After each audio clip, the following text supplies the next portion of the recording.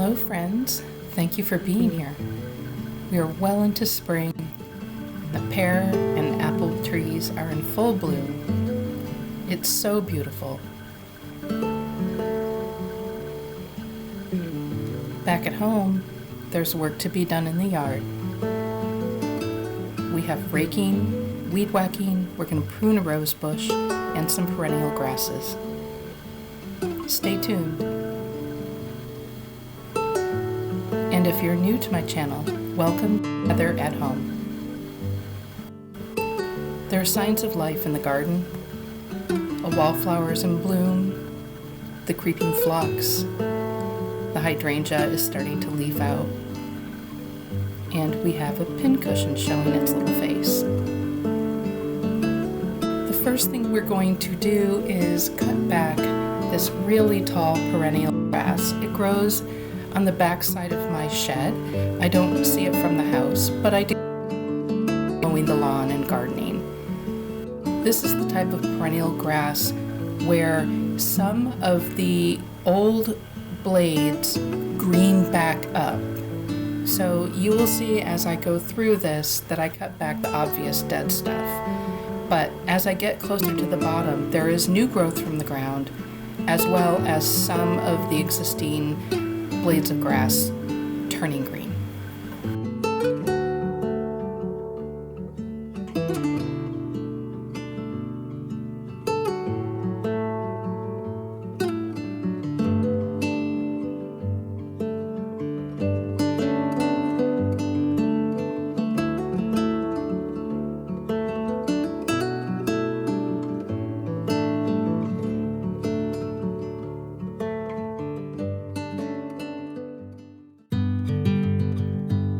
There's a giant pine tree on the other side of my fence in my neighbor's backyard, and it drops so many needles. This is quite a bit backed up here, I have to confess. I haven't raked this up in a good 2 years, maybe 3.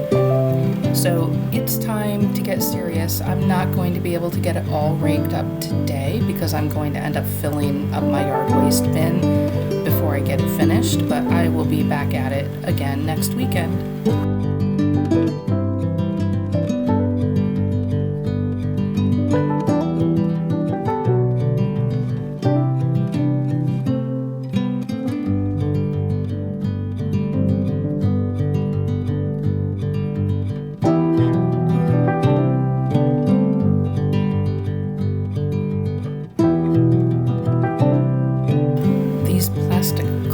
Things are fantastic for raking leaves or raking up other yard debris. If you see them anywhere and have an opportunity to get them, I highly recommend that you do.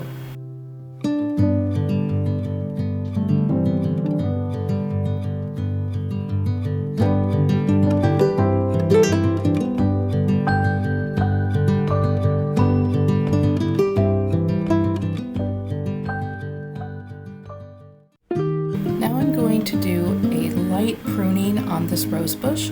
I planted it last year as a new bare root rose. I did not cut it back severely in the fall, so I'm just going to give it a light prune here this spring, and in the fall I will hard prune it. For now though, I'm going to cut it back to where I see the nearest 5-leaf grouping. And another thing you want to do when you're pruning a rose is really look through it carefully and find any existing leaves from the prior year that have turned a little yellow perhaps, or they've got black spot on them. Pull those off or cut them off and make sure you fully dispose of them. Don't leave them in the soil or around the plant.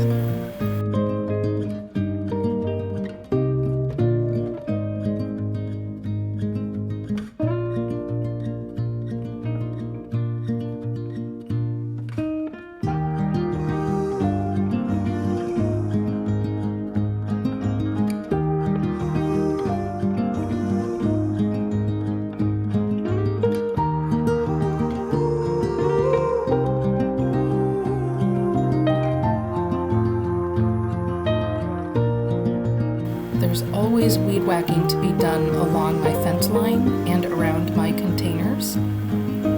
So let's get that done before we start cutting back the catmint plants.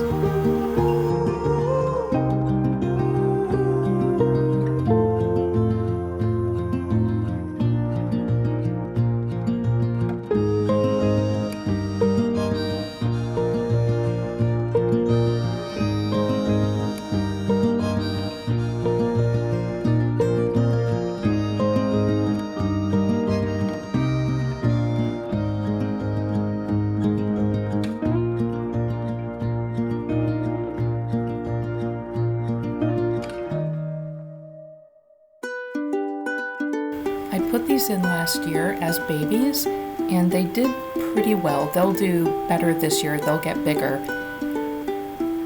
Just pulling out some weeds that were dropped in there, probably from birds,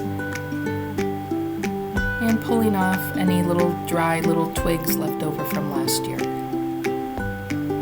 Now this one has massive weeds in it. I had to get a look at it first and make sure that the leaf was different than the catmint leaf, and it is. Look at the size of that. So once I get all that pulled out and last year's twigs, you can see that the growth is looking very healthy, and we'll keep an eye on this throughout the summer and we'll see how big it gets.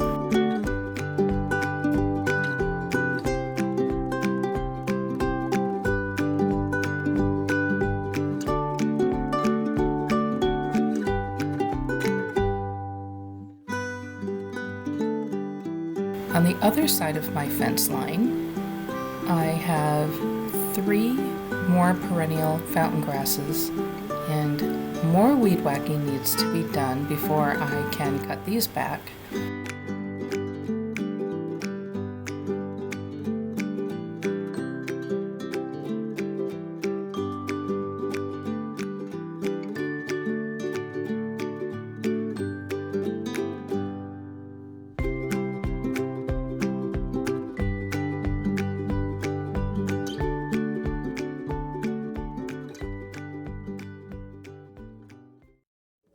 Now this type of fountain grass does not grow from last year's growth. It's all new growth. So as I get into this, you will see little green blades sprouting up through last year's growth.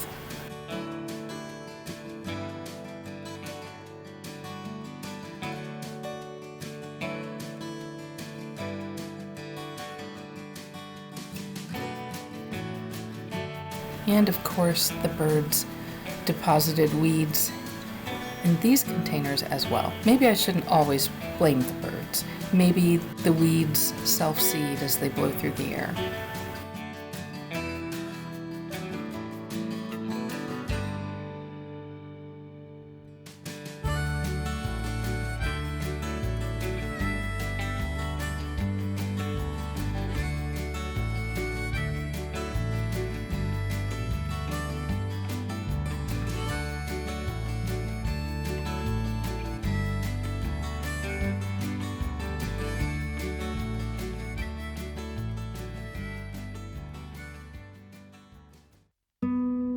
I finished all 3 containers.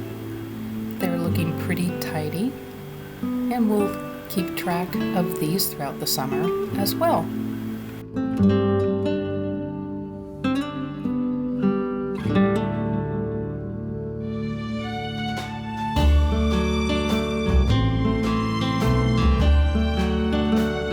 Thank you so much for being here, everyone. Take care and enjoy your spring.